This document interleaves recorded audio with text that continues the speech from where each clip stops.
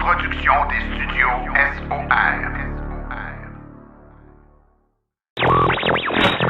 L'épisode de cette semaine est une présentation du garage Arleco.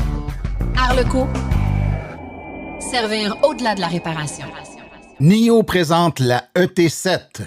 La Grande-Bretagne obligera les nouvelles maisons à avoir une borne de recharge intelligente. Les ventes de véhicules électriques ont le vent dans les voiles aux États-Unis. Hyundai et LG fabriqueront une usine de batterie en Indonésie. BYD dévoile 2 nouveaux camions lourds à batterie. GM et LG Chem auraient trouvé une solution pour le problème de batterie. Roulez vert avec Stéphane Levert, on parle du Salon du véhicule électrique de Montréal. 100% net zéro avec Nicolas Lambert, on parle d'une nouvelle proposition de système de transport inter-MRC au Bas-Saint-Laurent. En grande entrevue, on parle de la Volkswagen ID4. Les événements à venir dans les prochaines semaines, tout ça et plus encore dans la 111e de Silence on roule.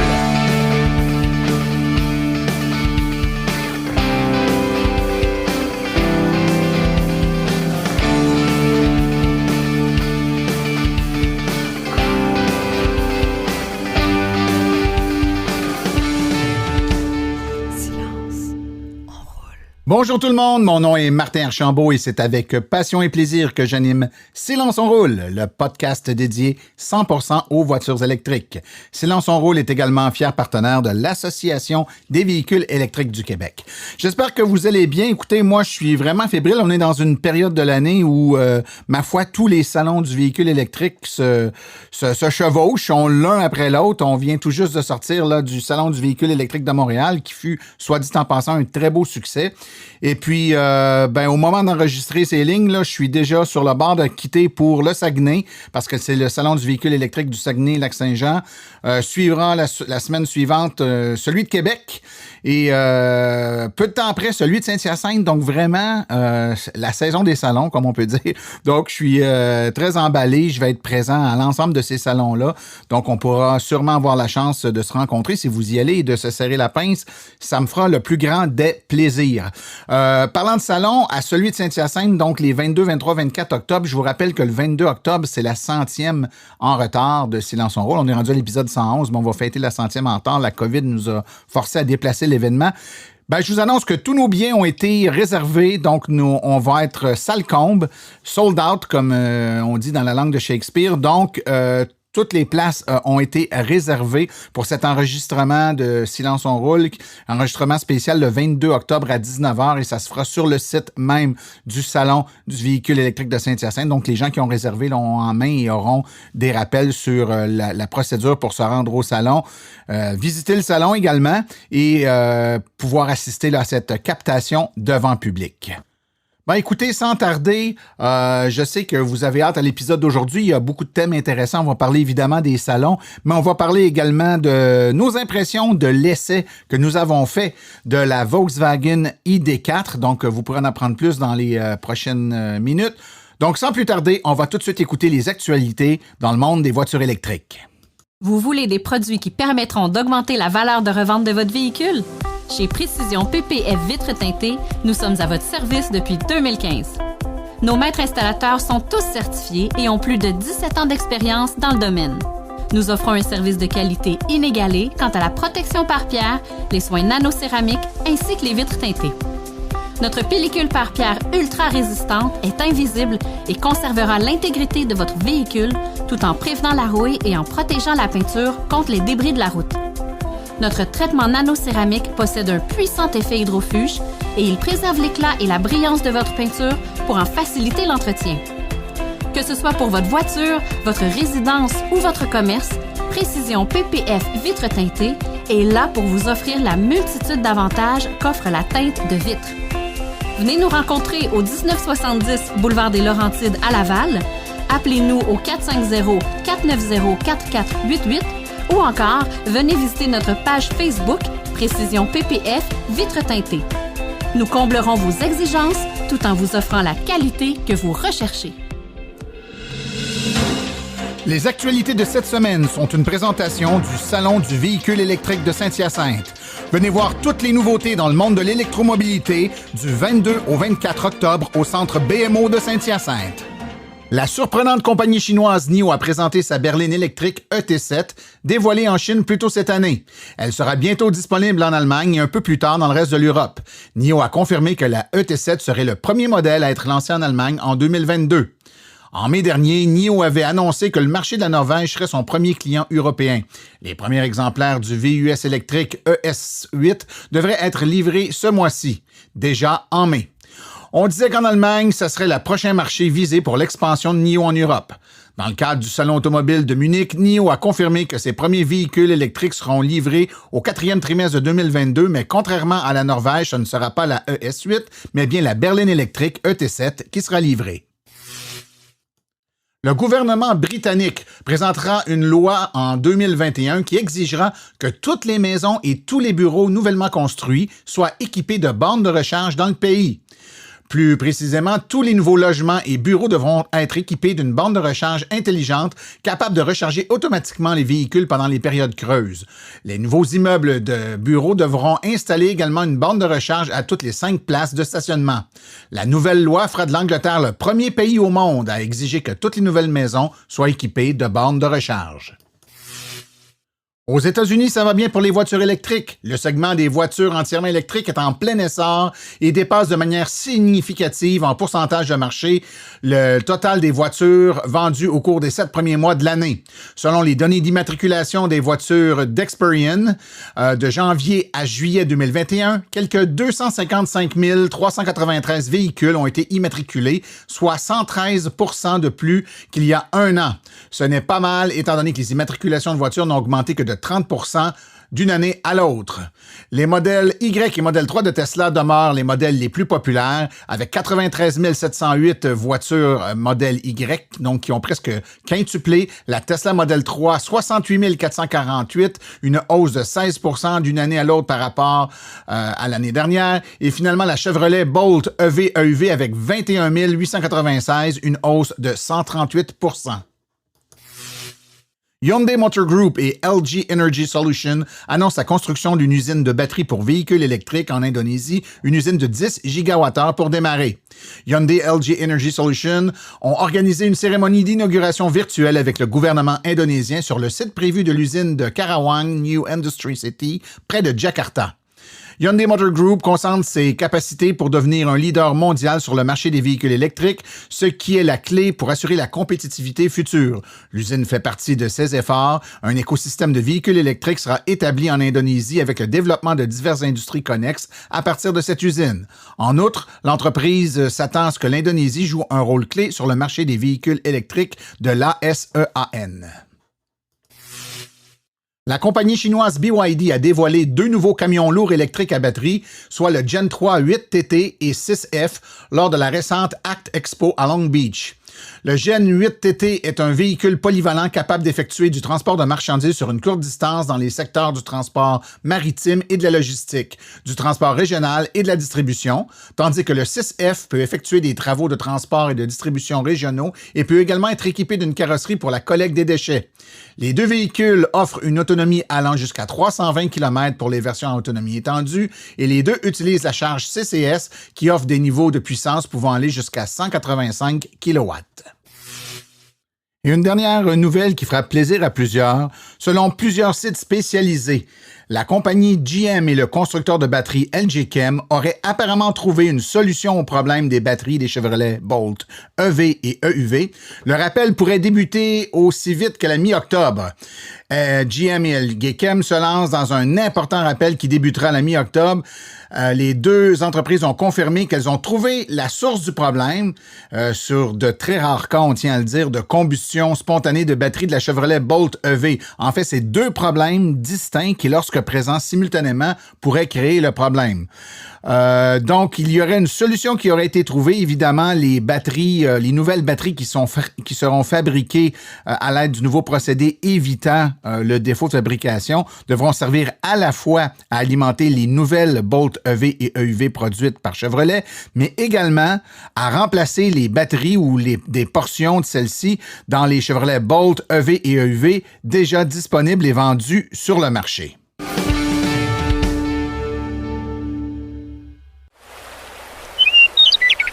Roulez vert. avec Stéphane Levert. Bonjour chers auditeurs, bienvenue à ma chronique d'aujourd'hui. Le sujet que j'ai décidé de vous parler aujourd'hui, le Salon du véhicule électrique de Montréal. Bon, ça faisait vraiment longtemps qu'on n'avait pas eu un salon qu'on pouvait aller voir des véhicules, se regrouper en tant que passionné de véhicules électriques. Fait que c'est sûr que moi, j'ai pas manqué ma chance d'aller faire mon tour. Donc, avant de vous donner mes coups de cœur du salon lorsque j'ai été sur place, je vais vous donner un aperçu de ce que j'aurais aimé voir, mais qu'on n'a pas eu malheureusement la chance de voir dans ce salon-là. Donc, en premier lieu, ce que beaucoup de gens voulaient pouvoir voir, c'est vraiment la Volkswagen ID4. Donc, malheureusement, Volkswagen a décidé de ne pas être présent au salon. Mais comme vous allez l'entendre dans quelques minutes, Martin et moi, on a eu la chance de le conduire. Donc, on va vous présenter notre compte-rendu de notre essai. Deuxième absence de marque, c'est General Motors. Donc, GM, à la dernière minute, s'est désisté de ce salon-là. C'est dommage. Ils ont donné l'explication que vu qu'il n'y avait pas de véhicule de Bolt EV ou EUV qu'ils allaient pouvoir vendre aux clients qui venaient les voir parce que, on le sait, à cause du rappel, les ventes sont arrêtées. Mais j'aurais aimé ça quand même qu'ils soient là pour faire face à la musique. Les gens, pour le rappel, les clients actuels ont des questions. Ils auraient pu faire bonne figure de répondre aux questions, de prendre le temps avec le public. Puis non seulement pour les véhicules actuels qui sont à vendre, mais aussi le Cadillac Lyriq, donc qui arrive bientôt sur le marché. Les réservations ont commencé aux États-Unis, ça s'est booké en quelques minutes seulement. Donc, je suis certain que les gens du Québec auraient aimé voir sur place le Cadillac Lyriq. Et même s'ils avaient voulu voler le show, ils auraient pu amener le Hummer EV, que les gens, évidemment, ont hâte de voir un pick-up électrique débarquer sur le marché. Donc, ça a été vraiment un gros coup s'ils en avaient profité justement pour le montrer. Je parlais de pick-up électrique. Le Ford F-150 Lightning n'était pas là non plus. Donc, Ford était là pour montrer les véhicules qu'ils offrent, donc la Mach-E et les autres modèles qui sont sur le marché, mais pas le F-150 Lightning. Pourtant, suite à l'annonce de l'arrivée du F-150 Lightning, il avait fait déplacer quelques journalistes à Toronto pour pouvoir le montrer. Donc, il y a un véhicule, une unité qui aurait pu amener à Montréal, certainement, j'en suis persuadé. Et dernier absent de marque, moi personnellement, j'aurais adoré pouvoir voir sur place, c'est le Kia EV6. Donc Kia, j'en ai discuté avec le représentant média dans les dernières semaines. Le EV6 devait être là, mais pour une raison logistique, il s'est pas rendu, donc il ne pouvait pas le présenter au Salon de véhicules électriques de Montréal. Donc, c'est dommage. J'aurais vraiment aimé ça, de pouvoir voir le véhicule et le comparer à sa cousine chez Hyundai, la Ioniq 5, qui, elle, était là. Je vais y revenir tantôt. Bon, maintenant, les choses que j'ai appréciées, mes coups de cœur du salon, il y avait, premièrement, j'ai été surpris de voir qu'il y avait des véhicules à hydrogène. Bon, on va passer au prochain point.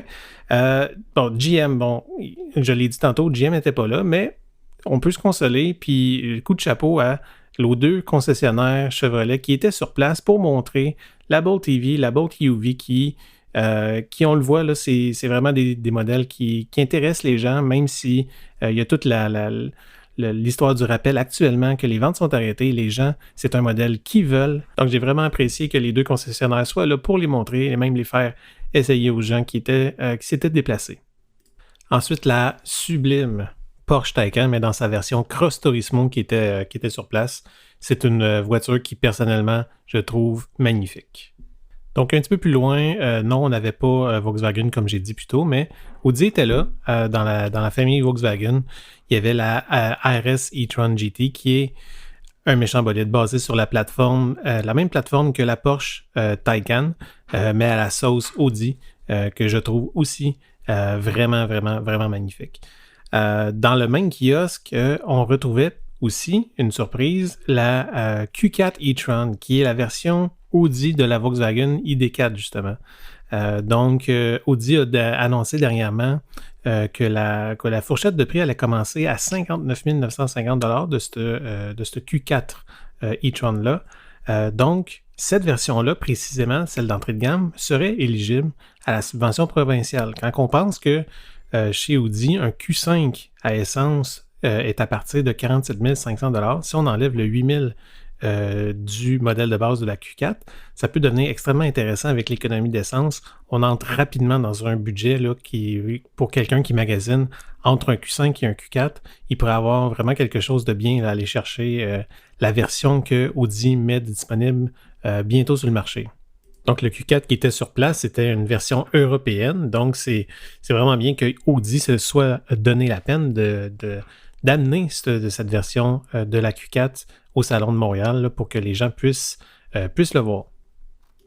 Et la raison principale pour laquelle que je voulais assister au salon, qui piquait vraiment le plus ma curiosité, c'est vraiment la Hyundai Ioniq 5 qui a été, selon moi, la vedette. Il y avait vraiment beaucoup de gens qui se massaient alentour de ce véhicule-là, qui, selon moi, selon ma perspective, est beaucoup plus gros en vrai que sur les photos qui pourraient nous laisser suggérer. Donc, sur les photos, on voit une berline à haillons, mais sur place, on a vraiment une perspective différente. Donc, l'auto est beaucoup plus longue que ce qu'on a l'habitude de voir de véhicules de ce type-là. D'ailleurs, Hyundai essaie de le commercialiser comme un petit VUS. J'avais vraiment mes réserves à savoir pourquoi Hyundai le présentait vraiment comme un VUS, parce que la hauteur de la caisse n'est pas ce qu'on s'attend d'un VUS traditionnel.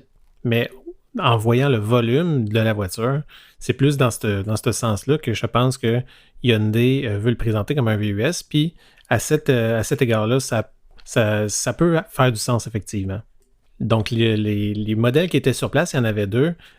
C'était des modèles pré-production, donc on n'avait pas accès à l'habitacle de pouvoir s'asseoir à l'intérieur, soit à l'avant, à l'arrière, ouvrir le coffre pour voir avoir une idée du volume intérieur. Donc, ça, c'est malheureux, mais Martin, lui, a pu voir l'intérieur, prendre des photos, le chanceux. Donc, autre spécification de la voiture qu'on a pu avoir un aperçu, c'est vraiment la fonction V2L que Hyundai annonce avec le véhicule, qui permet justement d'utiliser le port de recharge dans le sens inverse de ce qu'on a l'habitude d'utiliser. Donc, habituellement, on utilise le port de recharge pour recharger la voiture, donc à envoyer de l'électricité à bord de la voiture.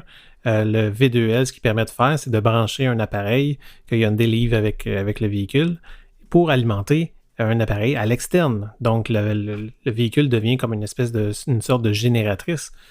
Donc, on pouvait voir à côté du véhicule qui était sur place une piste de course alimentée à même la Hyundai Ioniq 5 qui était sur place. Donc, dernier coup de cœur du salon, mention spéciale à Imperium Motors qui était sur place. Imperium Motors, c'est une compagnie que vous avez probablement pas encore entendu parler. C'est une firme qui veut importer des modèles fabriqués en Chine.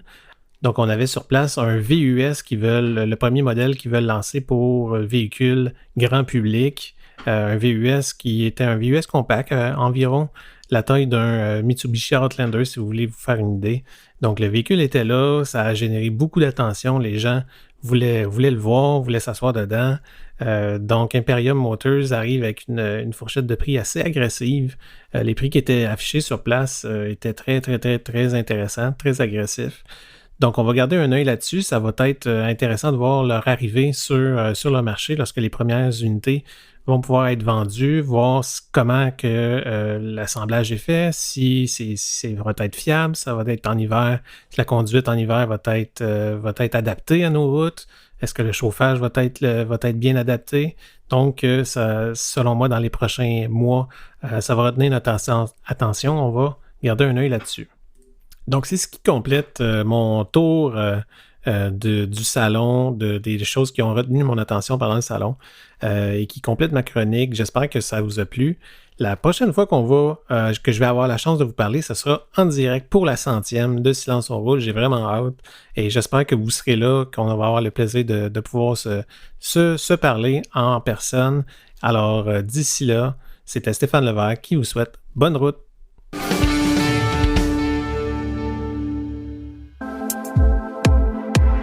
EV Borne, à la maison, en condo. EV Borne, vos subventions. EV-Born, branché au travail. Hey Martin, on répète-tu trop le nom de la compagnie? Ou un petit peu trop, je la refais. Pour recharger, ça prend une borne de recharge et l'équipe de EV-Born est à votre service. Pour vous brancher au commerce, à la maison ou au travail, composez le 418-866-0653. 418-866-0653 ou le www.evborn.com. EV-Born, la passion à votre service.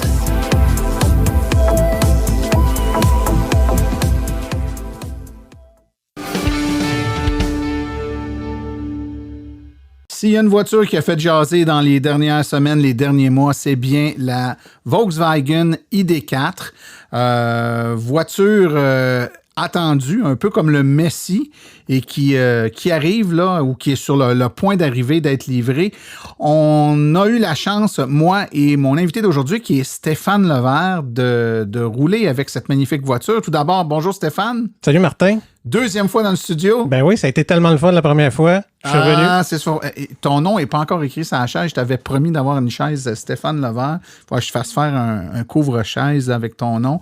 Tu ris, là, mais attends de voir la photo. Écoute, quand elle va être là, je reviens m'asseoir. Ben oui, n'importe quand. C'est sûr. Écoute, on va parler aujourd'hui de la ID.4, voiture très attendue de la part de Volkswagen pour plein de raisons. Et justement, commençons par parler de ces raisons-là. Pourquoi c'est une voiture qui est si attendue d'après toi, Stéphane? Ben Martin, écoute, quand on parle de VUS au Québec, sais-tu qu'est-ce que les gens veulent acheter? Oui. C'est pas mal ça. Fait que là, Volkswagen, ce qui arrive, c'est qu'il arrive avec une version électrique d'un VUS. Donc, eux autres s'attaquent directement à ce marché-là. C'est un marché qui était quand même relativement ouvert. On sait qu'il y en a d'autres qui s'en viennent plus tard, mais Volkswagen ont l'avantage d'être pas mal les premiers à arriver sur le marché avec deux versions qui, selon moi, vont vraiment être extrêmement populaires. Et justement, ces versions-là sont attendues et sont prévues pour être à des prix qui vont les rendre intéressants pour les consommateurs. Donc, au niveau des subventions ici, là, évidemment, c'est un élément crucial au Québec. Là, on veut tous que les voitures soient subventionnables, évidemment, au provincial, puis idéalement, au fédéral aussi. On sait que les seuils de subvention ne sont pas les mêmes. Fait que des fois, les voitures est subventionnable sur un palier de gouvernement puis pas sur l'autre. Donc, on a toujours, quand un nouveau modèle est annoncé, on attend de voir les prix puis on essaie de se fier les prix annoncés en Europe, les prix annoncés aux États-Unis, puis la conversion avec le taux de change c'est pas toujours une correspondance qui est efficace ou qui est précise. Dans le cas de la ID.4, là, ça donne quoi en termes de possibilités de subvention? Non, exactement. Tu sais, tantôt, quand je disais que c'est les premiers à arriver, évidemment, on en a d'autres, la Tesla Model Y, la Mustang Mach-E, mais comme tu le dis, le gros avantage de la Volkswagen ID.4, c'est qu'ils arrivent avec une pleine subvention. Donc, ils ont deux modèles qu'ils vont offrir initialement au Canada. Donc, la Pro à 44 995, qui la rend éligible évidemment aux deux subventions fédérales et provinciales. Et la traction intégrale Pro, à ce moment-là, 49 995 qui vient avec un attelage de remorque de base versus la version seulement à propulsion, seulement la Pro. Donc, au-dessus de ça, ce que Volkswagen arrive, c'est vraiment avec, au niveau des options, c'est extrêmement simple. C'est un seul ensemble statement qui appelle, qui est un gros ensemble d'options qui va venir nous rajouter le toit en verre, les phares Odell avec le logo illuminé en avant. C'est extrêmement joli. Les roues de 20 pouces, le haillon électrique, les sièges électriques qui font, by the way, du massage. Madame, elle a adoré ça quand on l'a eu. Oui, c'est ça, des bancs qui massent. Exactement. Puis l'éclairage ambiant à l'intérieur, là, qu'on peut changer les couleurs. C'est un gadget, mais pour les gens qui aiment ça, ce genre de gadget-là, c'est super intéressant. Oui. Critère de base, on le dit souvent quand les gens se magasinent une voiture électrique, évidemment, outre le prix, là, qui est hyper important. Ça, c'est un modèle de voiture qui nous intéresse. La question suivante qui vient pas longtemps après, c'est quoi l'autonomie de la voiture? Donc, sa capacité, c'est une batterie qu'on annonce de 82 kWh, qui est quand même... 82 kWh brut, ouais. 77 utilisables. Là, c'est toujours un petit critère caché, là, mais c'est sûr qu'eux autres annoncent 82 kWh de taille de batterie, qui nous donne une autonomie EPE de 400 km. Puis honnêtement, franchement, c'est facilement atteignable là, avec l'autonomie que moi j'ai faite là, pendant les 4 jours que je l'ai eu. C'est extrêmement réaliste. OK. La voiture, dans sa version à propulsion dégage 201 chevaux dans sa version à 4 roues, 295 chevaux. Le chargeur embarqué, 7,2 kW, ça c'est un peu surprenant. La tendance sur les nouveaux véhicules, surtout avec des plus grosses batteries, c'est d'avoir des chargeurs à 11, voire même on commence dans certaines marques à annoncer du 19,2 kW. C'est surprenant, mais quand même, pour charger 82 kW, on a le temps de la charger pendant la nuit. Pour la moyenne des gens, c'est relativement suffisant dans le sens que c'est extrêmement rare que tu vas arriver à 0% puis que tu as besoin de 4, 5, 6 heures plus tard, ton 100%. Là, durant la nuit, évidemment, les gens les branchent le soir et le lendemain, normalement, c'est chargé. Mais tu as raison, dans le sens que de plus en plus, on voit une tendance à offrir des capacités de recharge un petit peu plus élevées pour les recharges de la maison. Là où elle devient intéressante, et ça, c'est peut-être le troisième critère, la troisième question qu'on pose quand on s'achète une voiture, c'est est-ce qu'elle charge vite aux bornes de recharge? Est-ce qu'on va plus vite que 50 kW? On peut-il aller à 70 kW? On peut-il aller à 100? Elle est intéressante. Donc, on a des pics là, à 125 kW sur une borne de recharge, évidemment, qui doit avoir plus de 125 kW. Donc, par exemple, 150 ou 160 kW. On est capable d'aller chercher avec une borne, par exemple, de 160 kW, une puissance pic de 125 kW. Puis, tu sais, 125 kW, c'est sûr que c'est toujours la puissance maximale dans la meilleure condition dans une plage donnée. Là, c'est ce qui va être, mettons, entre 10 et 20 %. Puis après ça, évidemment, comme la majorité des véhicules, il doit y avoir des paliers qui vont descendre graduellement. Mais c'est quand même un véhicule qui annonce que la courbe de recharge qui va se maintenir au-delà de 75 kW, au moins jusqu'à 80 %, ce qui est extrêmement intéressant. Très bon, oui. Et finalement, je te dirais, Stéphane, enfin, un véhicule électrique qui sort avec l'annonce formelle du manufacturier d'une capacité de remorquage. Et ça, je pense que ça fait terriblement mal là, aux ventes pour certaines personnes qui veulent traîner une petite remorque, une petite roulotte, ces choses-là. etc. Puis qui, des fois, se résignent à le poser, mais à ne pas en parler trop parce que le manufacturier suggère de ne pas remorquer avec le véhicule, alors qu'on sait que techniquement, pour la plupart, ils peuvent remorquer un peu, mais question de ne pas jouer à la roulette russe avec notre garantie, on n'ose pas le faire. Mais Volkswagen, lui, annonce 2700 livres, donc 1200 kilos de capacité de remorquage. C'est quand même intéressant, surtout que c'est un modèle de véhicule là, SUV qui se prête bien là, à ce genre d'occupation que de tirer soit une petite remorque ou une petite roulotte. Là. Ben, on en parlait tantôt, là, les facteurs que les gens, pourquoi attendent le ID4? Bien, évidemment, là, la capacité de remorquage en fait partie. Ça vient dans le package là, de pourquoi c'est un véhicule là, qui est très attendu par la masse au Québec. Là. C'est une des raisons, effectivement. Okay. Maintenant, Stéphane, on a eu le véhicule, on a pu se promener avec, le mettre à l'essai, se faire notre idée, de jouer avec les différentes fonctionnalités, se familiariser un peu avec l'habitacle, le confort, les impressions suite à cet essai-là. Puis on l'a quand même eu, on l'a pas eu juste une heure ou deux, là, on l'a eu pendant plusieurs jours. Qu'est-ce que ça te donne, toi, comme impression là, suite à tes essais avec la ID4? Bien, juste pour spécifier là, le modèle qu'on avait, que Volkswagen nous a prêté, c'est un modèle américain. Donc, ce n'est pas exactement les mêmes configurations que ce qui va être offert ici au Canada. C'est un modèle Pro, donc seulement propulsion, avec l'ensemble Statement. Mais une des deux caractéristiques qu'il n'avait pas sur le modèle qu'on a essayé, c'est l'absence d'une pompe à chaleur et du pare-brise chauffant. Bon, on est en été, là, on ne l'aurait pas utilisé beaucoup. Exactement, là, mais c'est juste pour que les gens comprennent bien que ces caractéristiques-là sont de base au Canada, donc ils n'ont même pas à se casser la tête, ça va être là. Donc, mes impressions au niveau de la conduite, évidemment, c'est un VUS, c'est pas spécifiquement orienté vers la puissance pure pour une voiture de course. Non, c'est pas une conduite sportive. Fait que, tu sais, la conduite au niveau de la puissance, c'est plus limité, même si c'est un véhicule électrique, mais c'est quand même relativement lourd. On l'a dit tantôt, là, 82 kWh de batterie fait en sorte que le poids étant quand même relativement élevé. Par contre, ça va être un élément que les gens, ils vont peut-être avoir un petit peu moins cette impression-là avec le modèle traction intégrale, là, qui va avoir 95 ou à peu près chevaux de plus. Là. Ça devrait aider à ce niveau-là. Puis, c'est de l'aveu même de Volkswagen qui s'attendent à ce que ça soit la version la plus populaire à traction intégrale ici au Québec. Oui, effectivement. Beaucoup de consommateurs québécois sont des friands de la traction intégrale. Et c'est correct, là, on comprend ça. Il faut peut-être rappeler au passage qu'avec une voiture électrique dont le centre de masse est très bas et que le véhicule est relativement lourd avec le centre de masse bas, c'est peut-être un peu moins critique ou un peu moins nécessaire, je dirais, qu'avec une voiture à essence d'avoir de la traction intégrale. Mais néanmoins, hein, c'est pas, on prêche pas par l'excès, puis c'est pas une mauvaise chose de l'avoir. Donc, je sais que plusieurs consommateurs ici ont placé leur commande, mais d'autres attendent l'arrivée du all-wheel drive pour placer leur commande. Question conduite, position, confort dans le véhicule. On reconnaît Volkswagen. Oui, c'est très confortable comme habitacle. J'avais eu une petite crainte en voyant juste les images. Puis tu sais, des fois, image versus la réalité, comment que ça peut être différent. Oui, c'est trompeur. Exactement. Fait qu'au niveau de la configuration des sièges, on voit l'appui-bras, tu sais, qui est comme un espèce d'appui-bras. Moi, je comparais ça à un appui-bras d'avion, là, dans le sens que tu peux le monter puis le descendre. Là.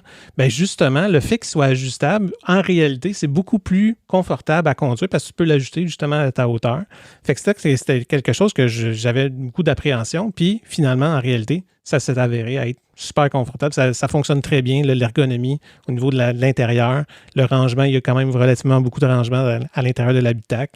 Comme j'ai dit tantôt, siège avec les massages, avec l'option Seisman, c'est vraiment, super intéressant. La finition, donc les décorations, le plastique. Fini. C'est très solide à l'intérieur, oui. Volkswagen a vraiment visé juste là, dans la qualité de finition. C'est quelque chose qui nous amène et qui, selon moi, va beaucoup plaire aux gens. Évidemment, c'est un SUV, il y a de la place, c'est assez spacieux à l'intérieur. Hatchback, mais il n'y a pas de frunk dans ce véhicule-là. Donc, on n'a pas ce qu'on retrouve dans certains autres contrairement modèles. à la tendance là, d'offrir justement le coffre à l'avant, Volkswagen il a vraiment été de façon plus conservatrice, si on peut dire, dans son approche, c'est-à-dire qu'ils ont vraiment utiliser l'espace pour mettre dans ce qu'on sait, le système de chauffage, l'air climatisé, le réservoir de lave-glace. Puis il a fait vraiment le capot très court, fait que ça donne plus de dégagement au niveau de l'habitacle. Fait qu'ils ont fait ce compromis-là de ne pas mettre de coffre à l'avant pour avoir un espace, un habitacle, une cabine plus grand. Plus grand, exactement. Un autre modèle de véhicule qui offre la possibilité, là, avec l'ensemble Statement, d'avoir le toit vitré. Oui, qui devient de plus en plus populaire. On le voit, là, le Mustang Mach-E, Tesla Model 3, Tesla Model Y, la Polestar, qu'on a parlé l'épisode précédent. Ici, par exemple, la fonctionnalité qui est vraiment cool, c'est que tu peux faire avancer ou reculer une espèce d'ombrage, donc un espèce de petit panneau semi-transparent là, qui peut venir se fermer à commande électrique pour pouvoir absorber un petit peu de chaleur pendant le jour là, si jamais il y a des journées plus chaudes. Donc ça, c'était vraiment intéressant. OK. Maintenant, si on parle de l'infodivertissement, le véhicule est compatible Android Auto sans fil. Oui, ça a été vraiment intéressant. Apple CarPlay aussi sans fil? Moi, je ne l'ai pas testé. Moi, j'ai un appareil Samsung, mais c'est sans fil la connectivité, fait que le Apple CarPlay normalement fonctionne aussi sans fil. Fait que ça, c'est vraiment pratique. Là. Moi, j'ai des voitures qu'il faut le brancher. Fait que quand on arrive dans le véhicule comme la ID4, que tu fais juste prendre place dans le véhicule, puis ton Android Auto apparaît à l'écran, c'est vraiment super pratique. Plusieurs personnes parlaient du manque de fluidité ou des lenteurs lors de la navigation avec l'interface graphique. Moi, ça m'a pas frappé, c'est-à-dire que je l'ai même pas remarqué, en fait. Là, ça m'a pas frappé du tout. Toi, est-ce que tu as eu l'impression que l'interface était lente? Je l'ai un petit peu perçu, mais au moins Volkswagen promet que l'infodivertissement va être mise à jour par les airs, là, over the air. Fait que moi, ce que je m'attends, c'est qu'il y ait justement des améliorations de ce côté-là. Fait que c'est pas une crainte là, à ce niveau-là là, dans mon esprit. Là. OK. L'assistance de conduite.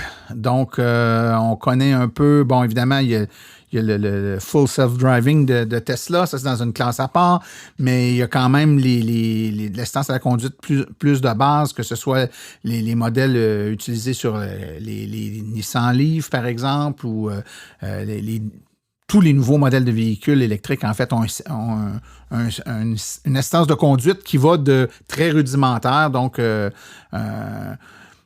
on suit le véhicule d'en avant, puis on ralentit en même temps que lui, on peut faire des dépassements, puis tout ça, ça ressemble à quoi dans la Volkswagen? Je dirais que c'est pas mal dans le milieu de ce que tu viens de décrire, c'est-à-dire qu'on est capable d'avoir un système de cruise control adaptatif, donc il maintient la distance avec le véhicule qui nous précède, maintient une voie, mais ça s'arrête pas mal là, je te dirais, dans les features, là, c'est-à-dire que pour monsieur, madame, tout le monde, je pense que c'est quand on dit on utilise notre véhicule pour aller au boulot le matin puis revenir, puis après ça faire des petites balades le week-end, là, ben pour moi, ça, c'est ce que les gens au moins recherchent, là, l'assistance à la conduite. Je te dirais, c'est de base. Là, il se fait de mieux ailleurs, là, mais selon moi, là, c'est au moins un package que les gens vont pouvoir apprécier. Ouais.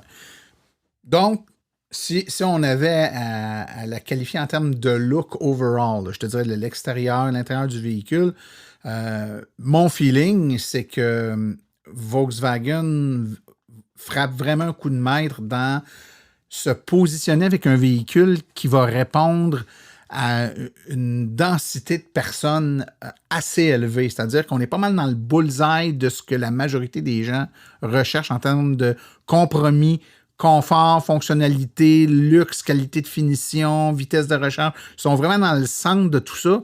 Et le tout à un prix qui est quand même intéressant là, si on compare à la compétition. Oui, Martin, on le dit depuis tantôt, là, c'est toutes des features, c'est toutes des cases que Volkswagen coche l'une après l'autre pour se positionner dans un marché qui était ouvert pour le moment, offrir un VUS accessible là, à la majorité de la population. Puis, on ne l'invente pas. Là.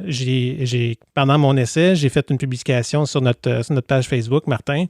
Puis, honnêtement, il y a une personne qui avait répondu. Fait que je n'avais pas nécessairement de grosses attentes. Puis, en fait, Stéphane, juste pour bien expliquer, tu as invité les gens à aller voir le véhicule, et tu le fais très peu de temps Exactement, avant de t'y rendre. Un 24 heures d'avis, parce que je voyais sur les réseaux sociaux que les gens qui ont des commandes de placer chez leur concessionnaire recevaient des appels de leur concessionnaire justement pour leur offrir des essais. Fait que je savais qu'il y avait des gens qui avaient eu justement cette chance-là de l'essayer, mais il y en a que soit qui n'ont pas eu de commande en cours ou qui ont des commandes en cours et qui ne pouvaient pas se déplacer la journée que leur concessionnaire avait l'unité qui se promène à travers le Québec. Fait que moi, j'ai juste mis cette annonce-là de tout bonnement pour leur offrir la chance parce que j'allais faire un test de recharge rapide sur une borne. Et en arrivant là, ma femme a ri un peu de moi. Hey, il y a des gens qui vont t'attendre. Mais finalement, il y a eu entre 20 et 30 personnes qui se sont relayées à venir voir. Là, ils étaient vraiment curieux. Les gens voulaient le voir, voulaient y toucher, voulaient rentrer dans l'habitacle. Puis c'est ce que j'ai vraiment eu j'ai vraiment été sous le choc de voir tout l'engouement que ça a fait. Il y a vraiment, moi, là, écoute, Stéphane, ça fait déjà quelques années que je gravite autour des voitures électriques, puis je te dirais que ça me rappelle un peu le buzz qu'il y avait eu. J'ai vécu des buzz semblables quand il y a eu le passage de la Leaf première génération à la deuxième génération de Leaf, puis également quand la Bolt est arrivée il y a quelques années, là, où vraiment, là, c'était une voiture qui tombait un peu dans une classe à part, première voiture avec plus d'autonomie, tout ça, et il y avait vraiment un gros buzz, et il a sorti plusieurs modèles de voitures depuis, mais je n'avais jamais senti le buzz. Et là, je fais abstraction complètement là, de Tesla, Cybertruck, puis tout ça qui sont...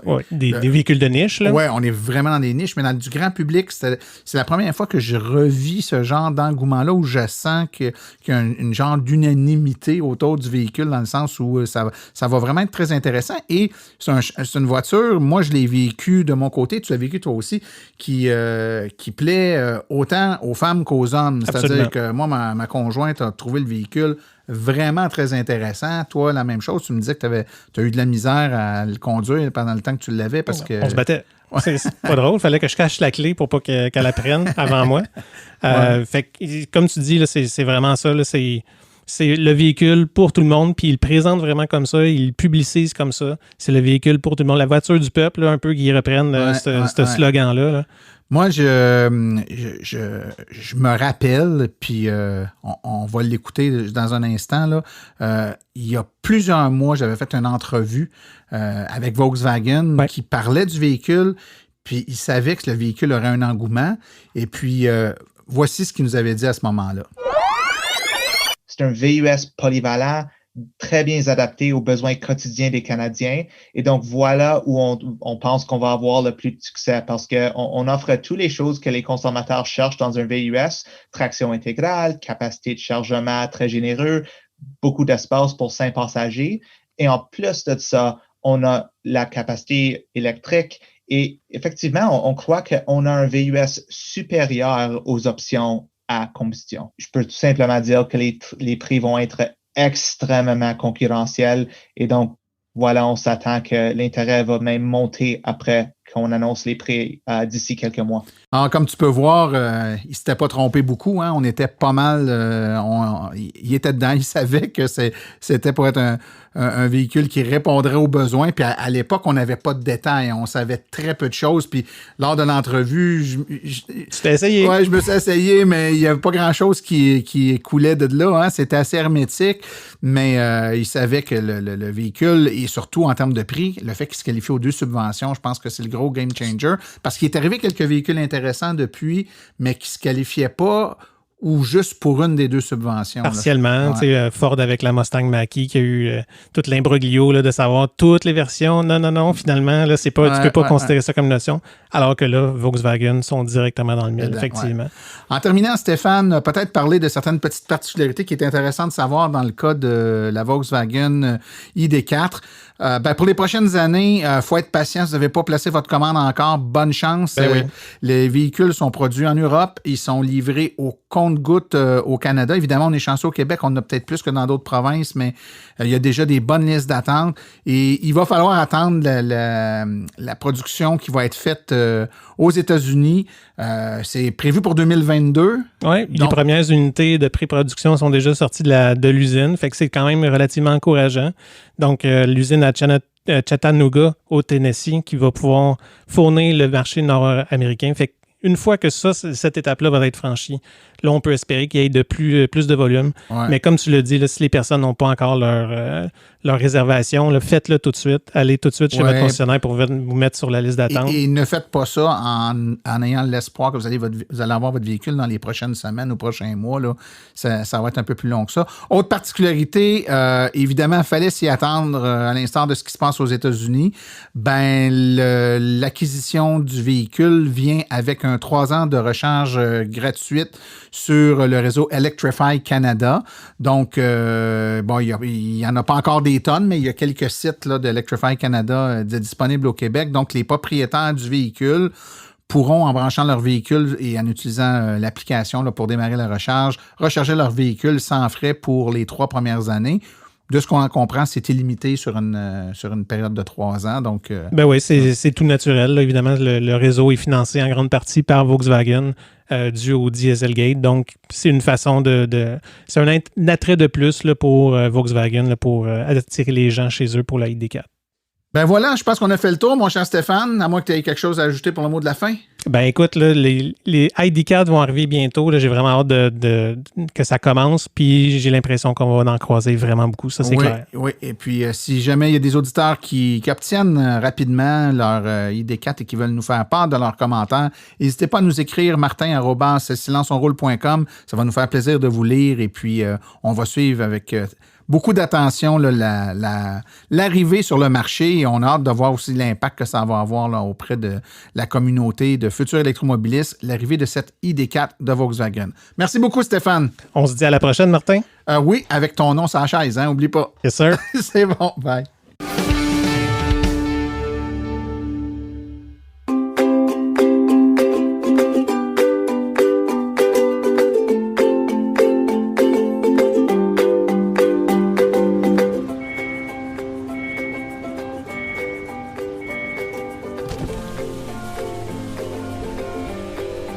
C'est vrai que ça brise moins, mais il y a quand même un minimum d'entretien à faire sur nos voitures électriques.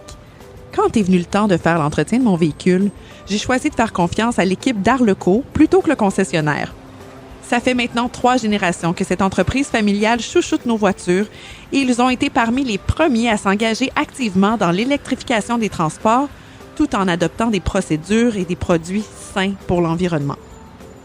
Avec ses techniciens spécialement formés à l'entretien et réparation des voitures hybrides et électriques, Arleco nous offre aujourd'hui la même qualité de service sur nos VE qu'elle a toujours livré depuis bientôt 40 ans. De plus, chez Arleco, j'obtiens 10 % de rabais sur la main-d'œuvre et les traitements anti-rouille avec ma carte membre hors de l'AVEC. Arleco Génération 3. 8470 boulevard Parkway à Anjou, 514-352-1446 ou arleco.ca. Arleco, servir au-delà de la réparation.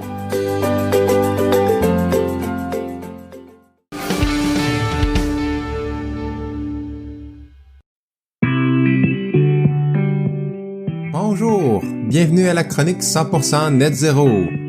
Avec moi, Nicolas Lambert. Chronique où on réfléchit aux impacts environnementaux de nos modes de transport. Et aux solutions qui pourraient nous aider à avoir un mode de vie qui se rapproche de la carboneutralité.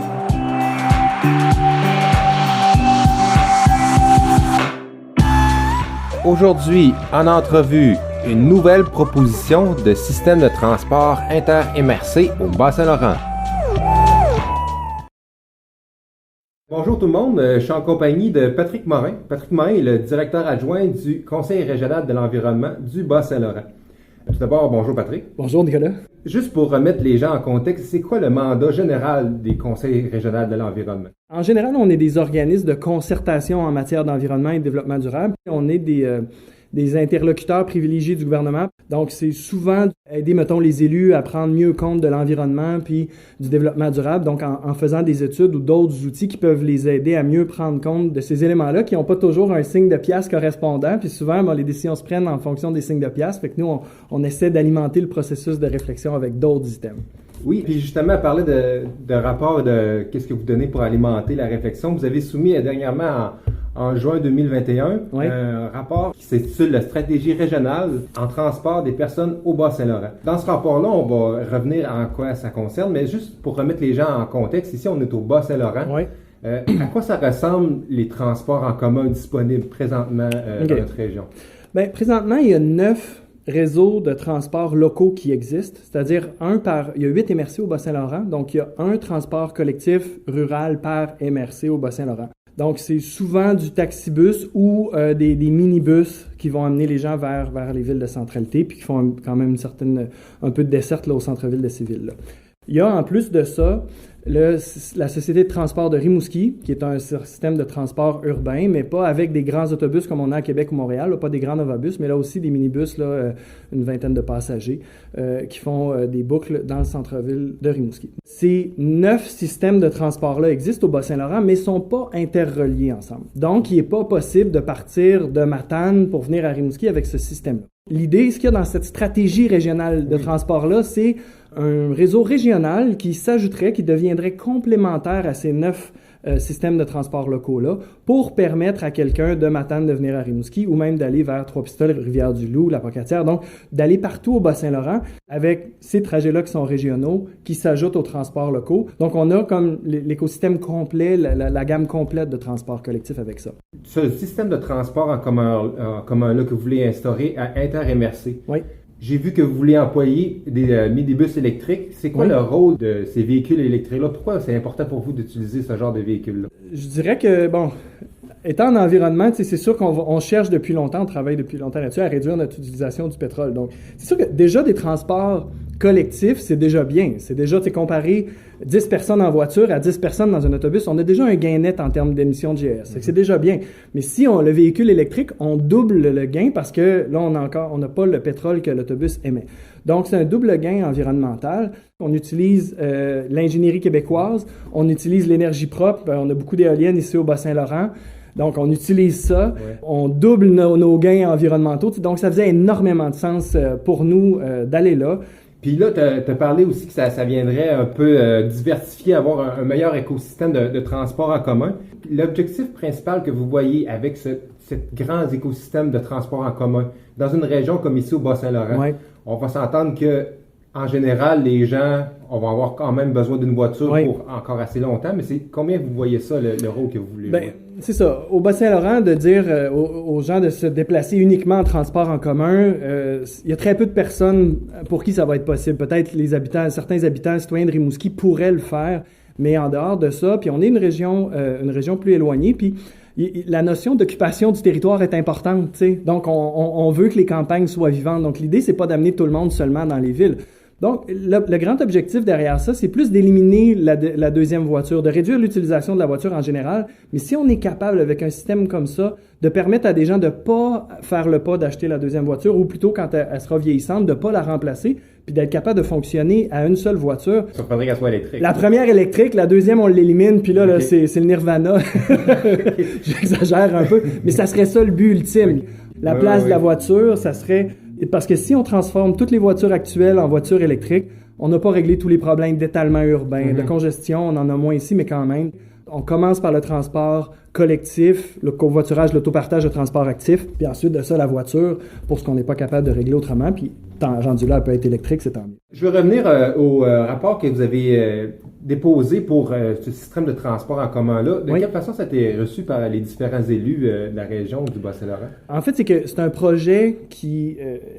ça fait peut-être 10 ans qu'on travaille là-dessus, régionalement parlant, pas juste le Conseil de l'environnement, mais la Conférence régionale des élus, maintenant le Collectif régional de développement, puis toutes les MRC, donc les maires, les préfets.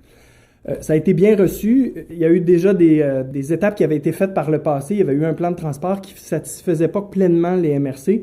Puis ce qu'on a amené là comme stratégie a été satisfaisant pour les MRC. OK. Oui, puis si les gens veulent aller consulter le rapport, je vous invite à aller sur le site Internet du Conseil régional de l'environnement qui est crebsl.com. Bon, ben Patrick Morin, merci beaucoup. Ça me fait plaisir, Nicolas. Merci pour l'opportunité de participer au podcast. Je suis vraiment content. Merci. Bye.